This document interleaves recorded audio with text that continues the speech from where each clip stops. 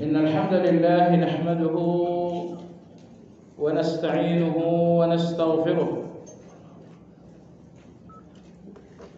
ونعوذ بالله من شرور أنفسنا ومن سيئات أعمالنا من يهد الله فلا مضل له ومن يضلل فلا هادي له وأشهد أن لا إله إلا الله وحده لا شريك له وأشهد أن محمدا عبده ورسوله لا نبي بعده اللهم صل وسلم على محمد وعلى آله وأصحابه ومن اتبعهم بإحسان إلى يوم الدين يا أيها الذين آمنوا اتقوا الله حق تقاته ولا تموتن إلا وأنتم مسلمون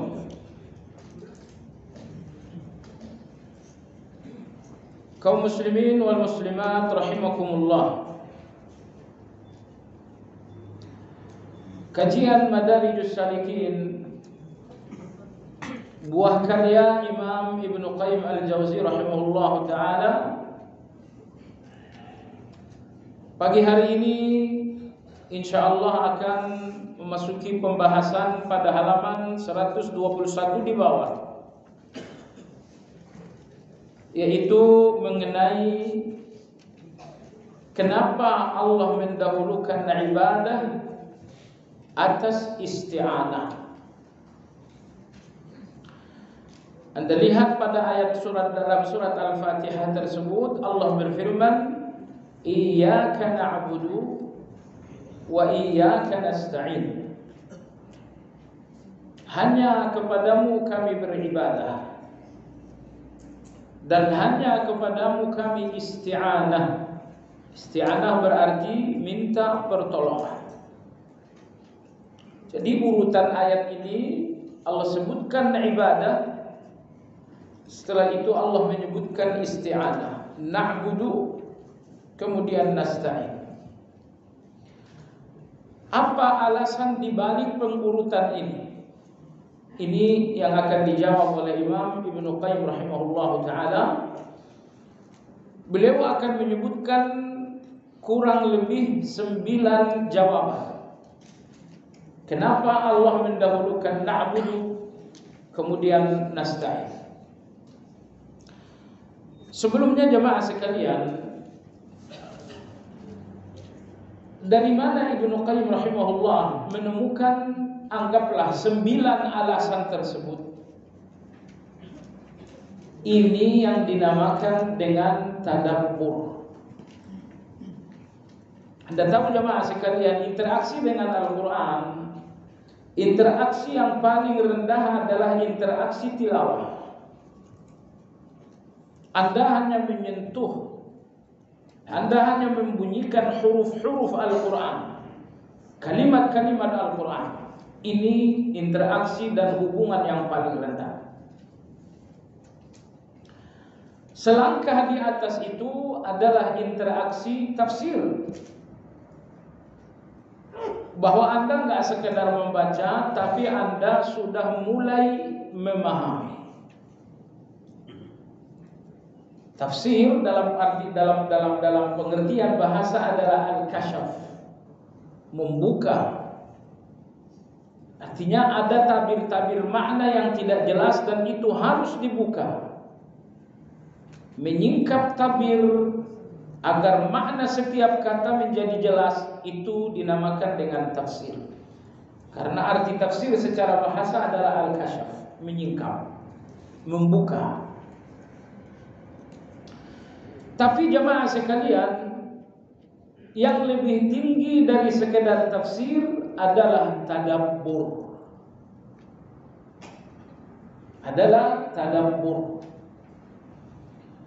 Allah Subhanahu wa taala memerintahkan tadabbur ini dalam beberapa ayat. Dalam surat An-Nisa juga dalam surat Muhammad. Allah berfirman, "Afala yatadabbaruna al-Qur'an am 'ala qulubin aqfaluha?" Apakah kalian tidak tadabbur Al-Qur'an? Tidak merenungi Al-Qur'an? Atau hati mereka akan terkunci? Allah ancam hati dan jiwa kita akan terkunci kalau kita tidak melakukan tadabbur terhadap Al-Quran. Yang dimaksud dengan tadabbur adalah perenungan. Perenungan yang mendalam. Nah, jadi kalau ada yang bertanya, bagaimana Imam Ibnu Qayyim rahimahullah sampai pada 9 alasan dibalik mendahulukan ibadah atas isti'anah? Jawabannya, beliau sampai kepada 9 alasan itu melalui satu jalur yang bernama tadabbur. Nah, di dalam tadabbur, kecerdasan hanyalah nomor 2. Di urutan nomor 1 adalah hidayah dari Allah Azza wa Jalla. Jadi kesimpulan-kesimpulan indah dalam satu ayat diperoleh seseorang melalui hidayah Allah Subhanahu wa taala. Saya ambil contoh misalnya, Allah berfirman dalam ayat ini sering kita jadikan contoh. Allah berfirman, "Wa imra'atuhu hammalatal hatab." Abu Lahab akan masuk neraka bersama dengan istrinya. Kalau Anda memahami ayat ini hanya dengan pendekatan tafsir,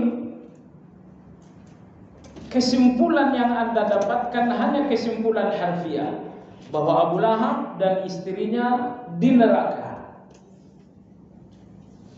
Tapi Imam Syafi'i rahimahullah ta'ala mendekati ayat ini lebih dari sekedar pendekatan tafsir, yaitu pendekatan tadabbur. Maka Imam Syafi'i mengatakan pernikahan orang kafir sah. Jadi tidak perlu diulang apabila mereka masuk Islam pada waktu yang bersamaan. Mana dalilnya? Allah berfirman, "Wa imra'atuhu," dan istrinya. Artinya Allah mengakui istri Abu Lahab itu adalah istri. Allah tidak sebut namanya, tapi Allah menyebutkan statusnya istri. Ketika Allah sebutkan statusnya, yaitu istri, berarti Allah akui status itu. Nah, Anda lihat jemaah sekalian yang saya hormati, bagaimana Imam Syafi'i rahimahullah sampai pada kesimpulan yang unik namun indah. Dan kita enggak menemukan ini dari Imam Malik. Apakah Imam Abu Hanifah bicara sebenarnya juga? Apakah Imam Ahmad menemukan? Enggak juga. Semuanya adalah orang-orang pintar. Bahkan Anda tahu Imam Malik adalah gurunya Imam Syafi'i. Tapi soal kesimpulan-kesimpulan unik dan indah di balik tadabbur, hasil dari hidayah nomor 1. Hasil dari hidayah. Hidayah inilah yang dimaksudkan Allah dalam surat Al-Baqarah. Dalam firman-Nya, "Wattaqullah wa yu'allimukumullah." Bertakwalah kalian, maka Allah akan mengajari kalian. Jadi ada ilmu-ilmu yang tidak diperoleh secara akademis, tidak diperoleh melalui kajian-kajian, tapi ilmu itu diperoleh melalui ketakwaan. Imam Malik rahimahullah guru Imam Syafi'i rahimahullah. Tapi kesimpulan ilmiah yang tadi disampaikan Imam Syafi'i ternyata ada pada Imam Syafi'i dan tidak ada pada gurunya. Karena ilmu ini memang bukan sesuatu yang akademis, tapi dia adalah merupakan hidayah dari Allah yang terkandung dalam firman Allah, "Wattaqullaha wa yu'allimukumullah." Baik jemaah sekalian, kesimpulan kurang lebih 9 alasan Imam Ibnu Qayyim kenapa na'budu didahulukan atas nasta'in. Ke-9 alasan ini adalah tadabbur, sebuah perenungan. Tentu dalam tadabbur tidak cuma merenungi satu ayat, ya, tapi merenungi semua ayat-ayat yang ada hubungannya dengan ibadah. Merenungi semua ayat-ayat yang ada hubungannya dengan isti'anah. Hasil perenungan terhadap semua ayat, muncullah kesimpulan-kesimpulan tadi. Maka dalam ilmu usul fikih ada satu istilah yang dinamakan istiqra'. Istiqra' artinya bagaimana Anda mengkompilasi dalil dalam satu masalah. Misalnya, Anda ingin tadabbur ayat-ayat ibadah dan ayat-ayat isti'anah. Anda membutuhkan satu kaidah yang bernama istiqra' itu. Wallahu a'lam. Biarlah ulama yang mengerjakan itu dan kita cukup membahas ilmu mereka saja. Halaman 121 mendahulukan. Sudah lihat? Imam Ibnu Qayyim rahimahullah mengatakan wa taqdimul ibadati 'ala al-isti'anati fil Fatihah min bab taqdimil ghayat 'ala al-wasail. Inil ibadatu ghayatul ibad allati khuliqu laha wal isti'anatu wasilatun ilaiha. Saya kurang jelas baca bahasa Indonesianya. Kacamata saya kurang bisa. Plusnya harus ditambah. Ini plus 1 semalam cek ternyata sudah 1,7. Ini begini udah agak kelihatan. Saya bacakan Arabnya saja. Imam Ibnu Qayyim rahimahullah ta'ala mengatakan, dan penyebutan ibadah didahulukan atas isti'anah di dalam surat Al-Fatihah itu. Kenapa demikian? Kata beliau, ini menyebutkan tujuan mendahului sarana. Karena ibadah adalah tujuan semua manusia. Dan semua manusia diciptakan oleh Allah untuk ibadah itu. Dan isti'anah hanyalah wasilah dan jalan menuju ibadah. Jadi Allah sebutkan ibadah baru isti'anah karena ibadah ini adalah tujuan. Dan isti'anah hanyalah jalan menuju tujuan. Nah, sampai di sini jamaah sekalian, mungkin antum masih ingat pembahasan Imam Ibnu Qayyim bahwa orang yang betul-betul ihdina, dapatkan hidayah, mereka menggabungkan antara ibadah dan isti'anah.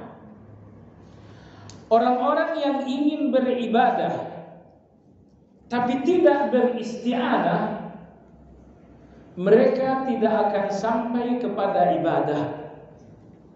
Karena tidak ada jalan menuju ibadah itu kecuali isti'anah.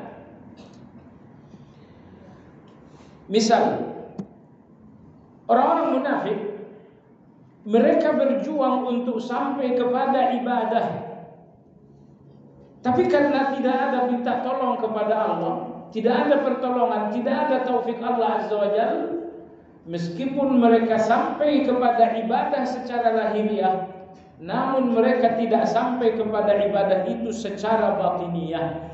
Karena hati mereka penuh dengan riya, karena hati mereka penuh dengan ujub, penuh dengan takabbur. Mereka jalankan salat yang seharusnya jam 12 tepat salat zuhur, tapi mereka menjalankannya pada jam 2, jam setengah 3. Fawailul lil musallin alladzina hum 'an salatihim sahun. Mereka sampai kepada ibadah secara lahiriah, namun mereka tidak sampai pada ibadah itu secara batiniyah. Padahal yang Allah inginkan dalam ibadah adalah batiniyahnya, adapun lahiriahnya hanyalah yang kedua. Maka walaupun orang munafik salat secara lahiriah, Allah berfirman, fawailul lil musallin, celaka orang-orang yang salat. Padahal lahiriah mereka ada di dalam salat. Namun Allah mengatakan fawailun. Kenapa? Karena batiniyah dan hati mereka tidak sampai kepada salat itu. Allah berfirman alladzina hum yura'un. Karena mereka ria. Mereka ria. Maka ini undang-undang yang sangat penting. Ibadah adalah tujuan dan jalan menuju ibadah ini adalah isti'anah. Orang-orang yang ingin sampai kepada tujuan tanpa jalan isti'anah, mereka nggak akan sampai. Kalaupun mereka sampai, mereka hanya sampai secara lahiriah, tidak akan sampai secara batiniah. Mayoritas orang-orang tasawuf ekstrim adalah orang-orang yang memisahkan antara ibadah dan isti'anah.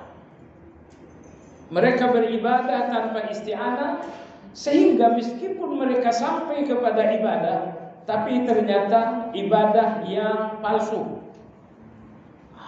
Mereka melakukan zikir-zikir yang palsu. Mereka melakukan cara-cara zikir yang palsu. Itu yang istilah agamanya adalah bid'ah. Mereka berjuang untuk sampai kepada ibadah, tapi tidak menempuh isti'anah, maka mereka sampai kepada ibadah yang sesungguhnya ibadah palsu. Jadi tidak ada jalan menuju ibadah itu kecuali isti'anah.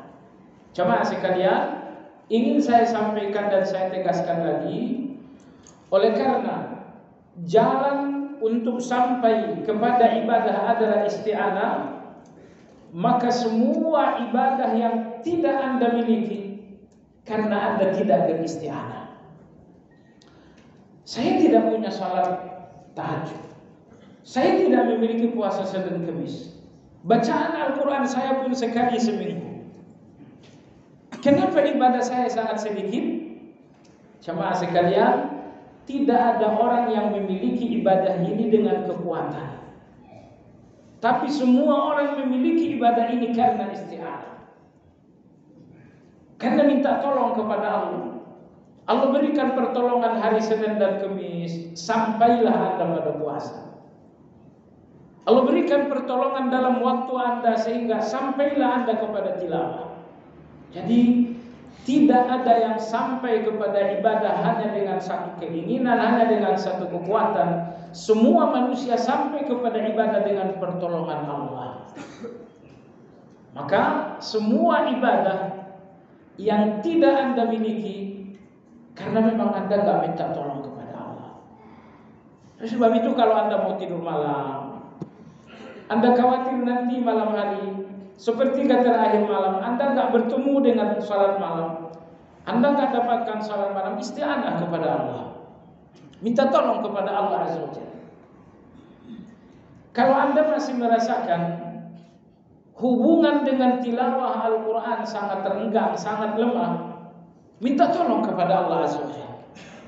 Kalau Anda merasa istiqamah Anda di dalam melakukan puasa Senin dan Kamis itu sangat lemah, minta tolong kepada Allah Azza wa Jalla. Semua ibadah yang berat bagi Anda karena Allah tidak meringankannya dengan pertolongan. Semua ibadah yang jauh dari Anda karena Allah tidak mendekatkannya melalui pertolongan. Allah tidak mendekatkan yang jauh, tidak meringankan yang berat karena Anda sendiri tidak meminta dengan isti'anah. Maka Anda boleh beristi'anah secara khusus dengan menyebutkan ibadah tertentu. Allahumma rzuqnil Qur'an. Ya Allah berikanlah aku rezeki Al-Quran. Ya Allah berikanlah aku rezeki dalam bentuk tilawah. Atau Anda minta isti'anah secara umum melalui doa yang diajarkan Nabi kita kepada Mu'adz. Allahumma a'inni ala dzikrika wa syukrika wa husni ibadatik. Ya Allah tolonglah aku ala dzikrika wa syukrika wa husni ibadatika. Karena tiga hal ini tidak bisa dilakukan seseorang dengan kekuatan atau dengan keinginan, tapi semata-mata dengan pertolongan Allah. Jadi jemaah sekalian, jangan pisahkan ibadah dari isti'anah. Nomor dua, ada juga orang yang fokus dengan isti'anah tanpa ibadah. Ini biasanya kaum munafik, orang-orang kafir, mereka minta tolong kepada Allah, ya Allah berikan uang, berikan rezeki. Mereka minta kepada Allah Azza wa Jalla, tapi ibadah mereka kepada Allah sangat lemah. Ini pun orang yang sangat buruk. Jadi dengan demikian, kesempurnaan manusia di dalam iyyaka na'budu wa iyyaka nasta'in adalah menghimpun keduanya. Beribadah karena dia adalah tujuan, dan beristi'anah karena isti'anah adalah jalan menuju tujuan. Ini satu hakikat yang besar. Agar sampai kepada ibadah, ternyata Anda harus sebanyak mungkin berdoa kepada Allah. Sebanyak mungkin berdoa kepada Allah. Muhammad ibn al-Munkadir rahmatullah alaihi, beliau mengatakan sebagian kaum salafus saleh 6 bulan sebelum Ramadan mereka telah berdoa, ya Allah, sampaikan aku kepada Ramadan. Ya Allah, sampaikan aku kepada itu 6 bulan sebelum Ramadan. Begitu kesungguhan kaum salafus saleh beristi'anah kepada Allah untuk sampai kepada ibadah. Kalau kita sangat dingin, jangan 6 bulan. Sehari sebelum Ramadan pun kita tidak berdoa, ya Allah sampaikan aku kepada Ramadan. Seolah-olah kita udah pasti akan sampai pada Ramadan itu. Misalnya saat kita tidur malam, ya, esok akan ada salat subuh, akan ada salat sunnah fajar misalnya. Isti'anah kita untuk sampai kepada ibadah yang agung ini lemah. Sebab itu jamaah sekalian, semua ibadah yang tidak Anda miliki karena memang Anda tidak beristi'anah kepada Allah Azza wa Jalla. Baik, jadi iyyaka na'budu, ibadah adalah tujuan. Wa iyyaka nasta'in adalah jalan dan sarana. Maka Allah menyebutkan ibadah mendahului isti'anah. Ini mendahulukan tujuan atas sarana. Ini alasan yang pertama. Alasan yang kedua masih halaman 121, karena ibadah. وَلِأَنَّ إِيَّاكَ نَعْبُدُ مُتَعَلَّقٌ بِأُلُوهِيَّةِ وَاسْمِهِ اللَّهِ وَإِيَّاكَ نَسْتَعِينُ مُتَعَلَّقٌ بِرُبُوبِيَّةِ وَاسْمِهِ الرَّبِّ فَقَدَّمَ إِيَّاكَ نَعْبُدُ عَلَى إِيَّاكَ نَسْتَعِينُ كَمَا قَدَّمَ اسْمَ اللَّهِ عَلَى الرَّبِّ فِي أَوَّلِ السُّورَةِ. Alasan kedua, pendahuluan na'budu atas nasta'in. Karena na'budu adalah uluhiyah dan nasta'in adalah rububiyah. Saya ulangi, yang dimaksud dengan uluhiyah, semua yang Anda lakukan untuk Allah dinamakan uluhiyah. Anda salat, Anda puasa, Anda berzakat, Anda bertilawah, semua yang Anda lakukan untuk Allah dinamakan dengan uluhiyah. Uluhiyah inilah makna dari nama Allah, Allah. Allah, apa artinya? Yang maha memiliki uluhiyah alias ibadah. Baik. Apa yang dimaksud dengan rububiyah? Kebalikan uluhiyah. Kalau uluhiyah adalah semua yang Anda lakukan untuk Allah, maka rububiyah adalah semua yang Allah lakukan untuk Anda. Allah bantu Anda untuk salat, Allah bantu Anda untuk berzikir, Allah bantu Anda untuk bersyukur, Allah bantu Anda untuk dapatkan rezeki, Allah bantu Anda untuk sehat. Semua yang dilakukan oleh Allah untuk Anda dalam bentuk pertolongan-pertolongan Allah, ini semua dinamakan dengan rububiyah. Rububiyah inilah makna dari Rabbun. Jadi Allah maknanya adalah uluhiyah, Rabbun maknanya adalah rububiyah. Anda lihat di awal surat Al-Fatihah ayat yang kedua, Allah berfirman, Alhamdulillahi Rabbi. Allah sebutkan Allah, baru Rabbi. Didahulukan uluhiyah, baru rububiyah. Makanya iyyaka na'budu didahulukan karena na'budu adalah uluhiyah. Wa iyyaka nasta'in, kepadamu kami minta tolong. Ini di urutan yang kedua Karena ini adalah rububiyah sesuai dengan Rabbun di ayat kedua juga pada urutan yang kedua, rububiyah.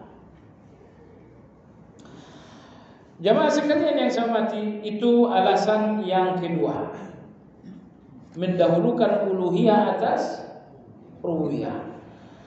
Antara uluhiyah dan rububiyah mana yang lebih agung? Uluhiyah hak Allah. Rububiyah kewajiban Allah. Kewajiban Allah karena Allah sendiri yang mewajibkan dirinya atas rububiyah itu. Mana ada yang bisa mewajibkan apa-apa atas Allah? Tapi Allah yang Maha Penyayang mewajibkan dirinya untuk rububiyah. Allah berfirman, "Kataba rabbukum ala nafsihi rahmah." Allah menetapkan atas dirinya kasih sayang. Dan isti'anah pertolongan adalah bagian dari rahmat dan isti'anah pertolongan Allah Azza wa Jalla. Jadi kalau begitu, uluhiyah adalah hak Allah, rububiyah adalah hak manusia ataupun kewajiban Allah. Katakanlah hak manusia. Tentu saja uluhiyah lebih agung karena hak Allah atas rububiyah, karena rububiyah ini hanyalah hak manusia. Maka didahulukan uluhiyah, yaitu iyyaka na'budu atas iyyaka nasta'in, yaitu rububiyah.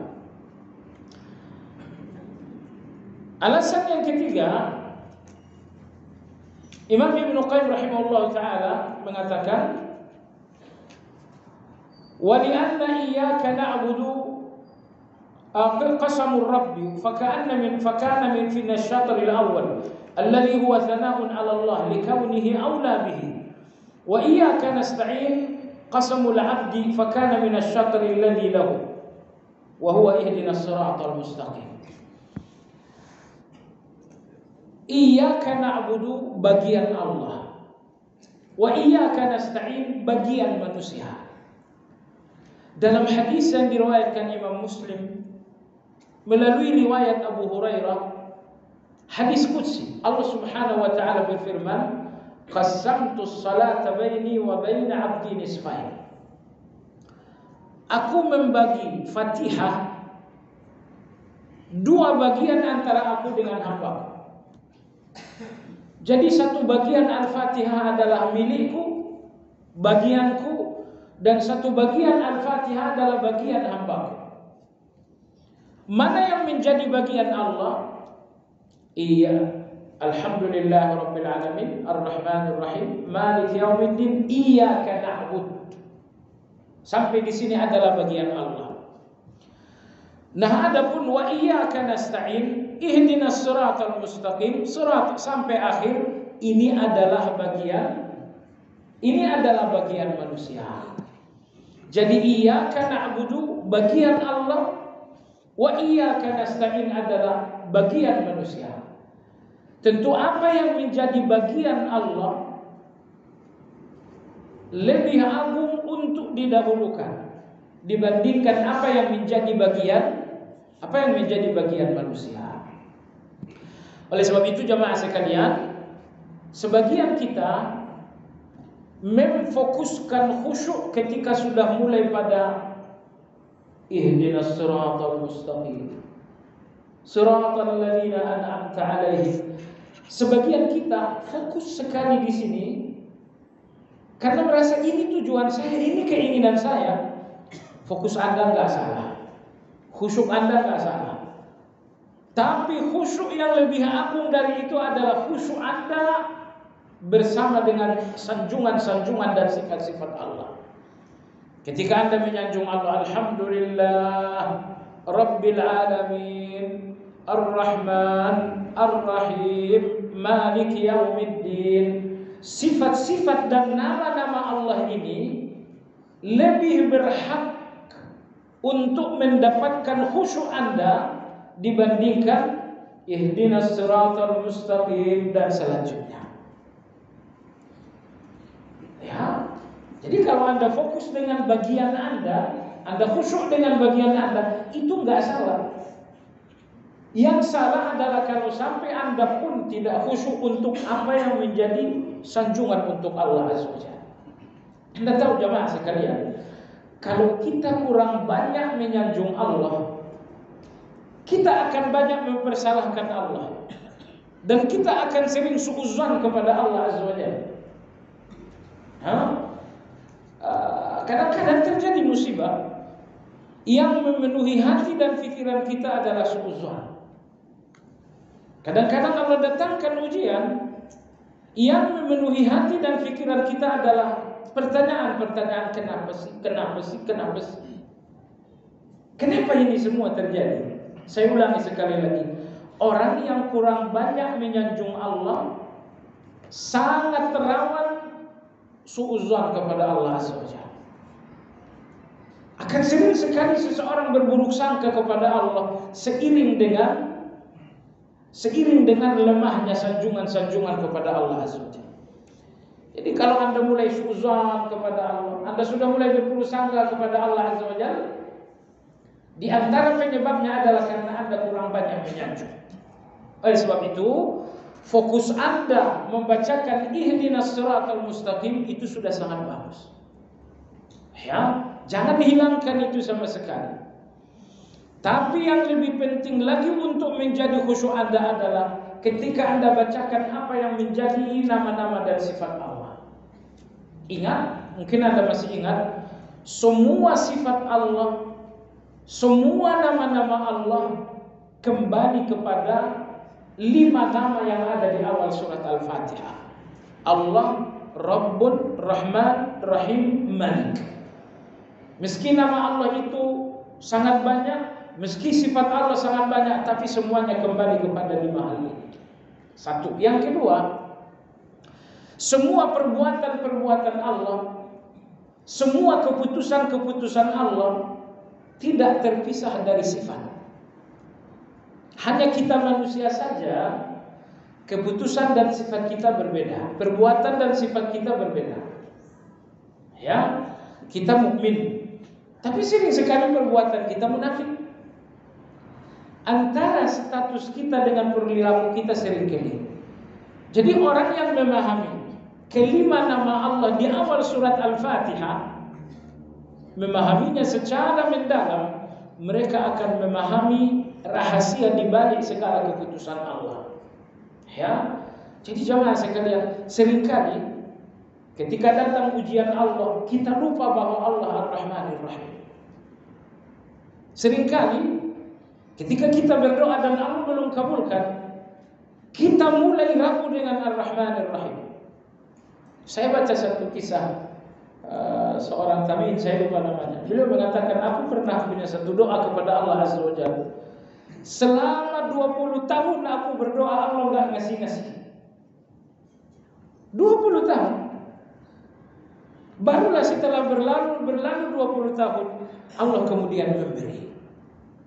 Saya bilang, kalau saya orangnya 3 hari saya doa Allah enggak ngasih, saya langsung ngambek. Saya akan langsung berhenti. Jadi begitu kokohnya husnuzan kepada Allah dalam hati kaum salafus saleh, sehingga meski 20 tahun doa-doa mereka ditahan oleh Allah Azza wa Jalla, mereka tidak berhenti. Husnuzan mereka kepada Allah tidak rusak, tidak terganggu dengan ijabah doa yang ditunda oleh Allah Azza wa Jalla. Dan ingat, doa yang ditunda oleh Allah Subhanahu wa taala berarti pemberian yang lebih baik. Pemberian yang ditunda lebih baik daripada pemberian yang disegerakan.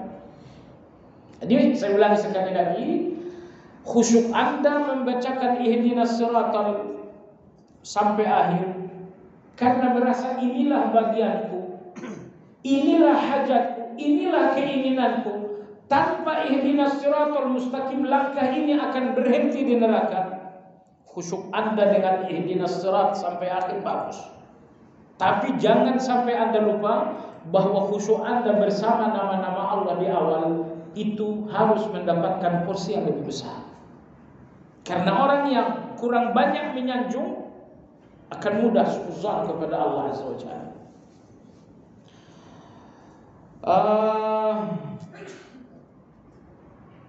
Ya, halaman berikutnya.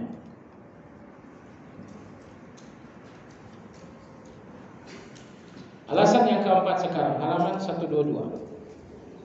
Nomor 4 alinea ke-2. Karena ibadah. Baik. Imam Ibnu Qayyim rahimahullah taala mengatakan wa li anna al-ibadata al-mutlaqah tatadammanu al-isti'anah min ghairi aks. Fa kullu 'abidin lillah 'ubudiyatan tamma musta'inun bihi wa la yan'akis. Kenapa didahulukan ibadah baru isti'anah? Di sini beliau mengatakan karena ibadah secara mutlak itu mencakup isti'anah. Tapi isti'anah itu tidak mencakup ibadah. Oke. Kalau saya beribadah, masukkah isti'anah itu dalam ibadah? Masuk. Karena minta tolong kepada Allah, doa namanya.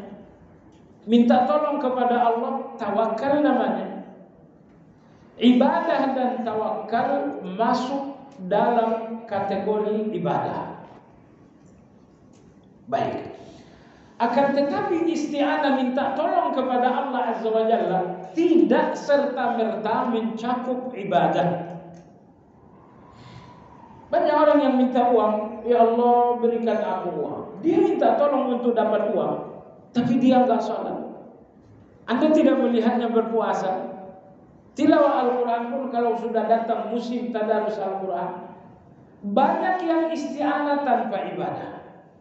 Tetapi ibadah secara umum kata Imam Ibnu Qayyim itu sudah mencakup isti'anah. Oleh sebab itu, maka ibadah didahulukan atas isti'anah karena ibadah mencakup isti'anah dan isti'anah belum tentu mencakup ibadah. Ini alasan yang keempat.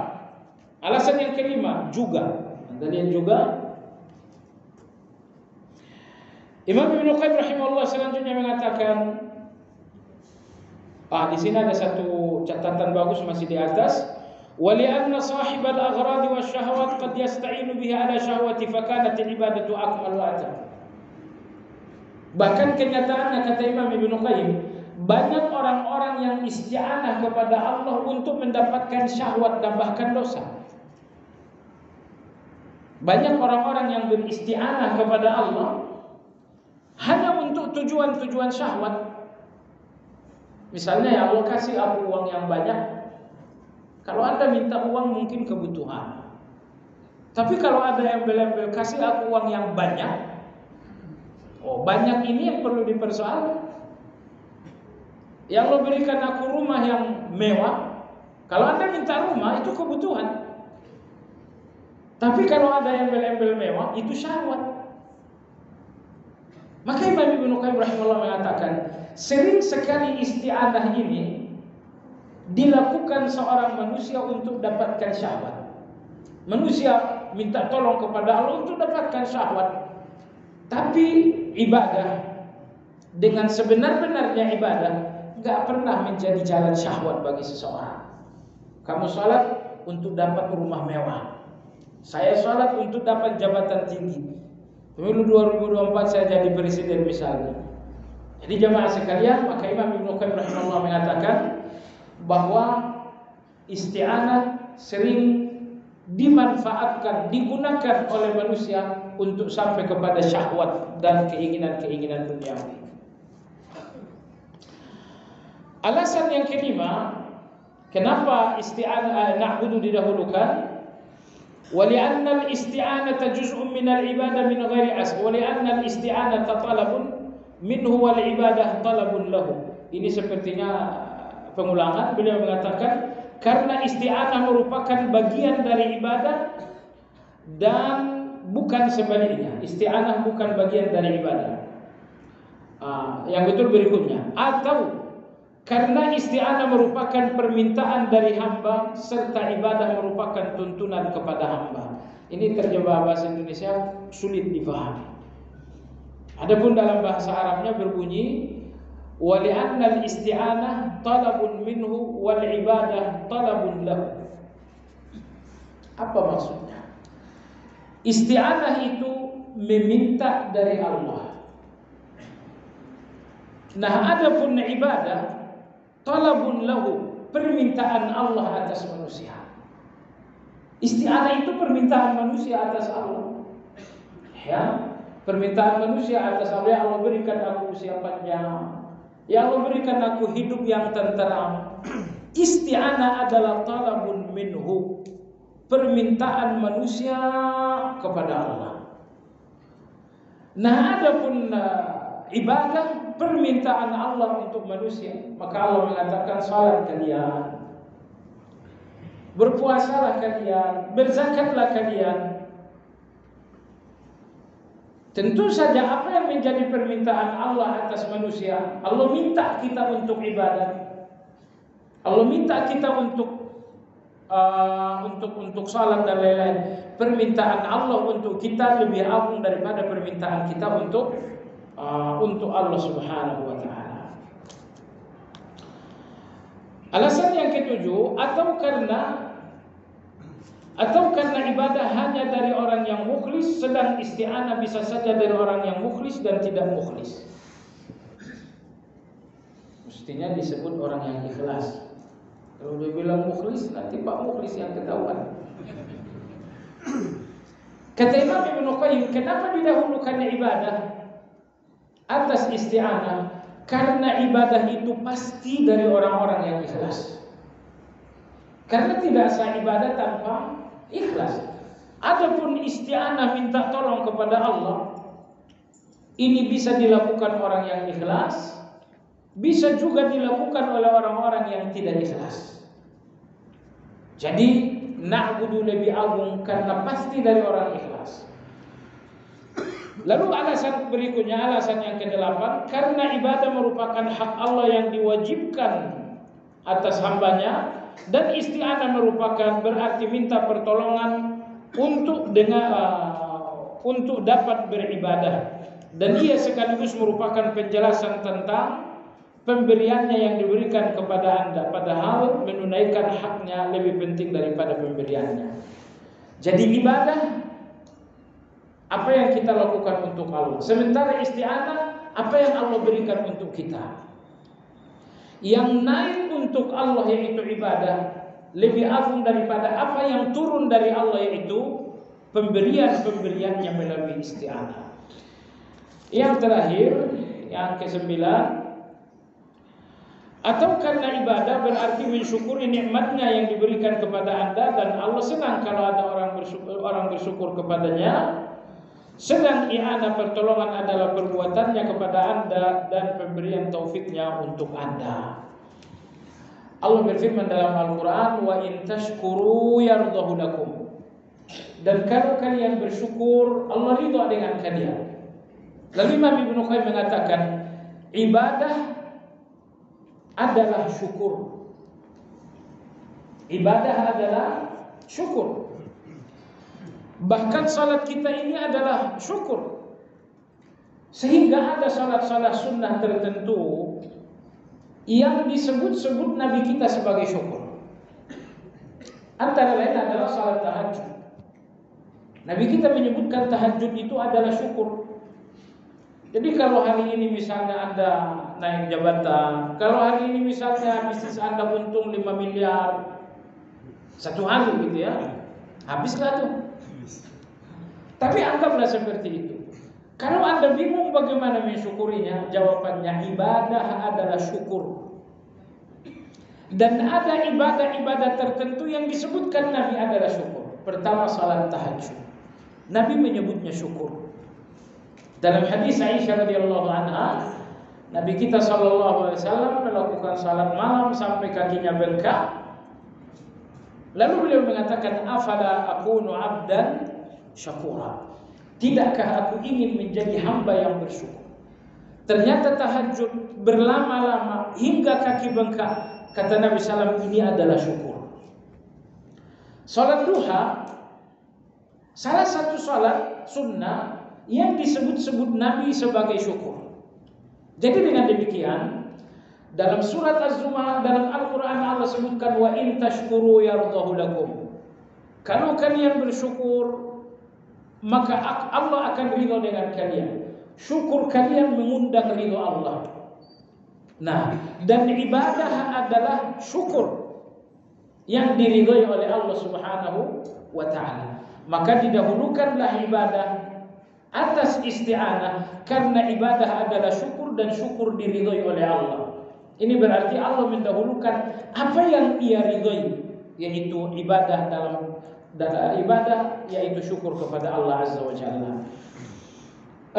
Inilah 9 alasan dan masih ada beberapa alasan lain, tapi kita cukupkan sampai di sini, waktu sudah selesai. Barangkali ada pertanyaan, silakan.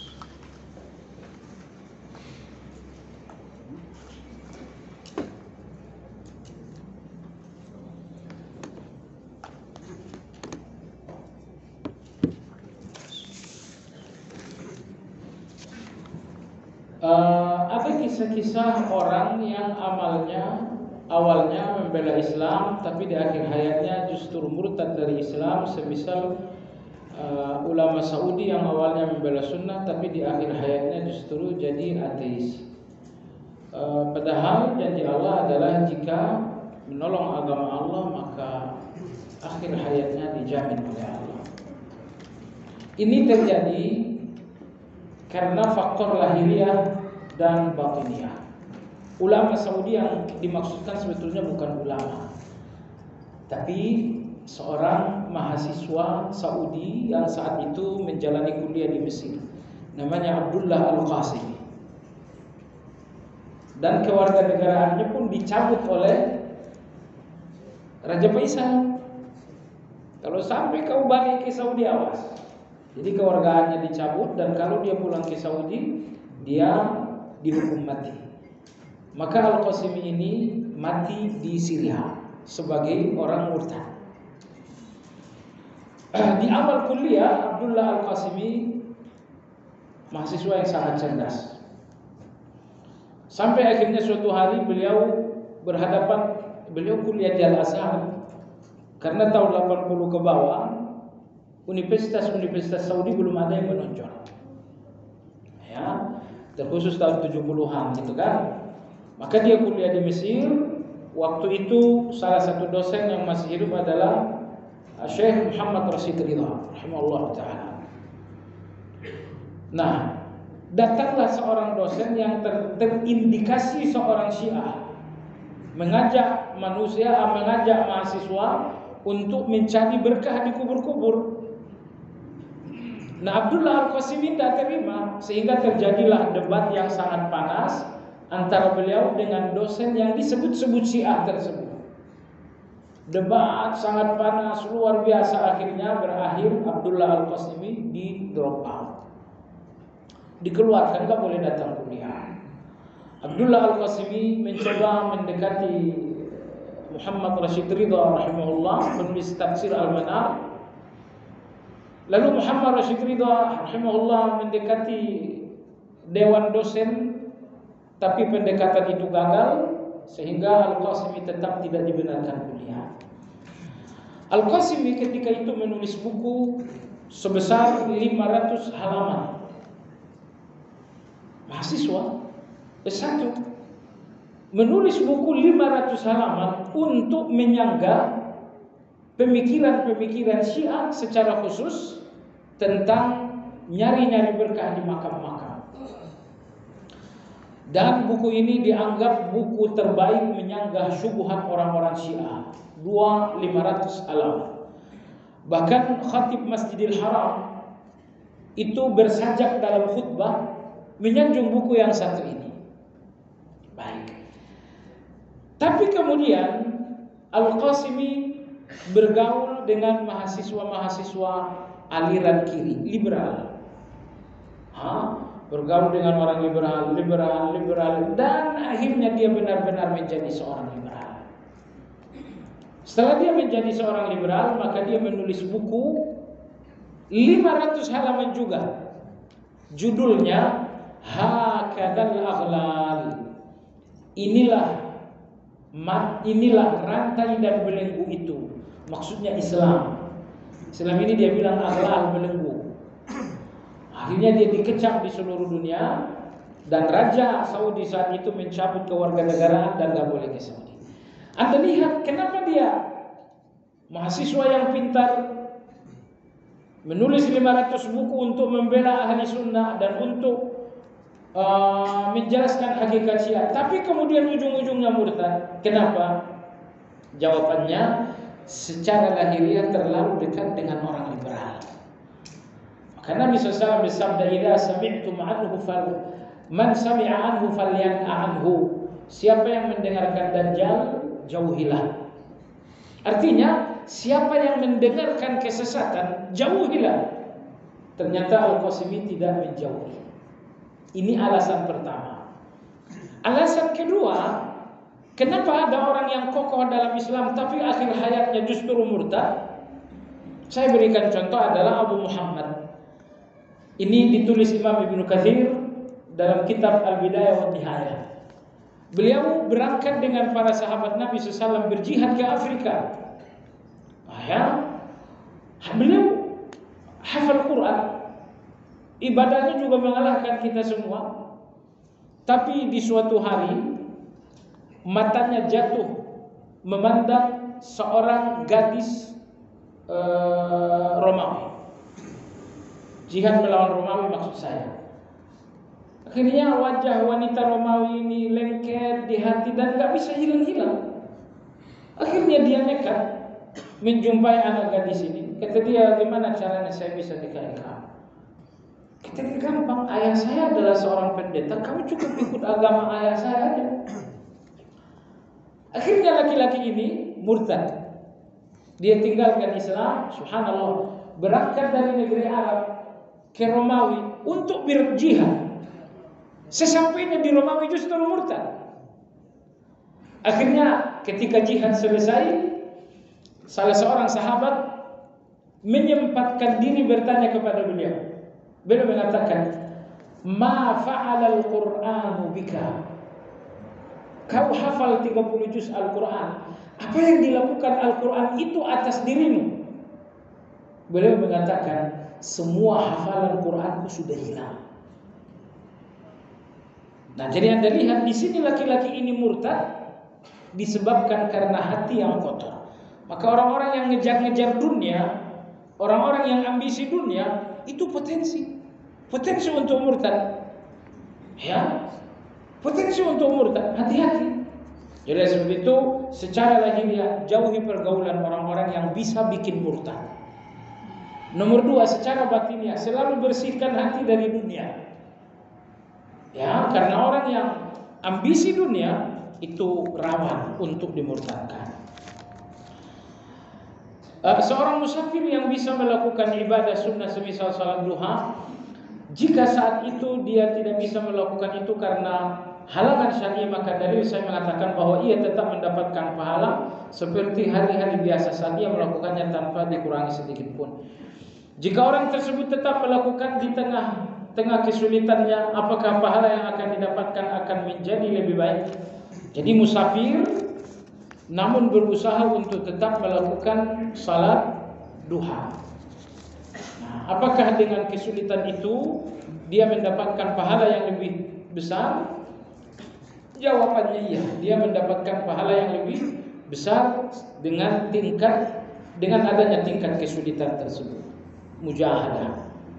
Karena berbeda orang yang melakukan salat dengan penuh kemudahan Dan orang yang melakukan sholat dengan sebuah perjuangan, Anda dapatkan pahala sholatnya dan Anda dapatkan pun pahala perjuangannya.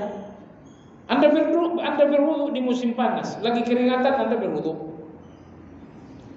Lalu di musim dingin Anda berwudu. Pahala wudu Anda dalam musim dingin tentu lebih besar karena di sini ada nilai perjuangan dibandingkan Anda berwudu dalam suatu keringatan. Maka Nabi kita SAW mengatakan di antara pekerjaan yang meninggikan derajat seseorang salah satunya adalah isbaghul wudu 'alal makani. Menyempurnakan wudu di musim dingin. Karena wudu di musim dingin beda dengan wudu di musim, nilai pahalanya lebih. Karena ada nilai perjuangan. Begitu juga Anda yang tahajud sewaktu safar, Anda yang duha sewaktu safar. Anda letih, Anda capek, maka di sini ada nilai perjuangan. Saya selalu salat berjamaah, tetapi imamnya bukan hafalannya yang dibaca, melainkan Quran yang di depannya. Bagaimana itu dibolehkan? Mohon penjelasan. Zakwan, beliau pernah mengimami Ummul Mukminin Aisyah radhiyallahu anha dengan membuka mushaf. Tapi ini berlangsung dalam salat sunnah, bukan dalam salat wajib.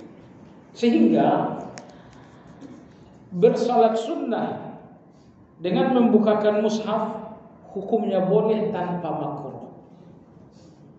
Adapun dalam salat wajib buka mushaf hukumnya boleh namun makruh. Kenapa makruh? Karena Nabi bersabda terkait dengan salat wajib. Kata Nabi sallallahu "Tsumma qra' ma tayassara ma'aka minal Qur'an." Lalu bacakanlah ayat yang mudah bagimu. Bacakanlah ayat yang mudah bagimu. Maka ayat yang dibacakan dalam salat wajib adalah ayat yang mudah, yang hafal, yang hafalannya juga mantap. Itulah yang dibacakan dalam salat wajib. Tapi Nabi kita tidak pernah bersabda seperti itu untuk salat sunnah. Oleh sebab itulah maka membuka mushaf dalam salat wajib hukumnya makruh karena melanggar perintah Nabi SAW. Jalankan atau bacakan ayat yang mudah bagimu dalam salat wajib. Tapi dalam salat sunnah tidak masalah. Dalilnya tadi adalah hadis Zakwan ketika beliau mengimami Ummul Mukminin dengan membuka mushaf. Apa yang dimaksud dengan surat Al-Baqarah ayat 278? Apakah amalan puasa? Al-Baqarah ayat 278 apa bunyinya? Iya, tentang riba. Ya, terus apakah mungkin maksudnya adalah Allah Subhanahu wa taala berfirman, apa awal ayatnya? Innal ladzina ya'kuluna ar-riba la yaqumuna illa kama yaqumu asy-syaitanu minal mas. Dzalika bi annahum qalu innamal bay'u mithlu ar-riba wa ahallallahu al-bay'a wa harrama ar-riba faman ja'ahu maw'izatun min rabbih fantaha falahu salafa wa man 'ada fa amruhu ila Allah. Ayat kedua yamhaqullahu ar-riba wa yurbis shadaqat sampai akhir. Mungkin itu kali. Iya, dalam ayat tersebut ada satu ayat lagi dalam tentang riba, yaitu ad'afan mudha'afah. Dilarang riba yang berlipat ganda. Saya kira yang ditanyakan ini ayat yang kedua, bahwa riba berlipat ganda. Saya dengar syubhat bahwa riba yang dilarang itu adalah riba yang berlipat ganda. Kalau nggak berlipat ganda, cuma 5%, 2% nggak apa-apa. Ini keliru. Kenapa? Karena ad'afan mudha'afah dalam ayat bukan syarat riba diharamkan harus ad'afan mudha'afah berdasarkan ijma' para ulama. Tapi berlipat ganda yang dimaksudkan di sana adalah sifat dari riba. Sehingga walaupun ribanya 0, sekian persen tidak berlipat ganda, tapi kalau Anda tahan itu nanti berlipat ganda. Enggak bayar juga berlipat ganda lagi. Enggak bayar juga setahun lipat gandanya lebih besar dari gunung Uhud.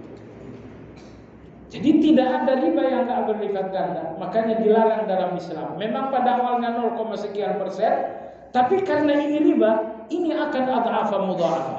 Coba aja nggak bayar 5 tahun. Oh, ad'afa mudha'afa. Hutang 500.000 bisa jadi satu rumah akan jadi taruhan.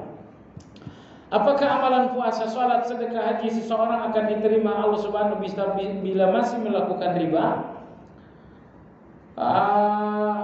Puasa, salat, sedekah, haji. Sepanjang ini semuanya tidak menggunakan uang riba, kan jadi soal. Tapi kalau hajinya haji riba, sedekahnya sedekah riba, tentu bukan sedekah namanya. Hajinya juga tidak diterima oleh Allah.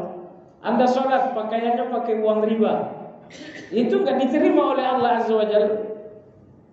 Terkhusus pakaian yang digunakan menutup aurat. Karena nilai pakaian ini berbeda jemaah sekalian. Anda punya celana, itu menutup aurat. Anda punya peci, itu hanya sekedar perhiasan lah. Tentu nilai dan pahala celana Anda lebih besar daripada pahala peci Anda. Karena apa? Celana ini menutup aurat. Nah, jadi kalau uang riba itu digunakan untuk pakaian yang menutup aurat, sholatnya tidak sah, tidak diterima oleh Allah. Tapi kalau uang riba itu hanya untuk beli peci, sholatnya masih sah. Karena peci itu bukan bagian dari sholat, dalam arti bagian rukun, walaupun bagian sunnah gitu ya. Bagaimana menurut Ustaz komunitas tanpa riba yang ada di Indonesia? Kita mendukung 100%. Komunitas tanpa riba kurang banyak itu aja. Cuman seharusnya mereka ini dibimbing oleh Ustaz mestinya supaya nanti tidak salah. Karena kita khawatir berlebihan juga. Berlebihan dalam arti kata begini. Sebagian kawan-kawan kita dapat ilmu riba terlaknat, kemudian melakukan hijrah yang sangat ekstrim, dan ujung-ujungnya nggak kuat, akhirnya balik lagi.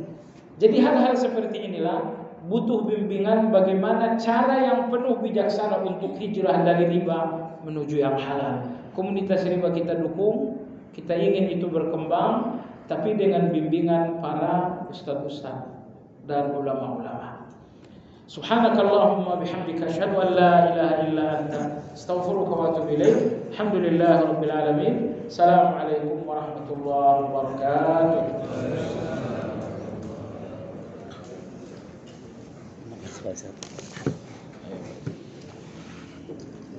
Udah ya, makasih Pak. Oh, belum dimatikan.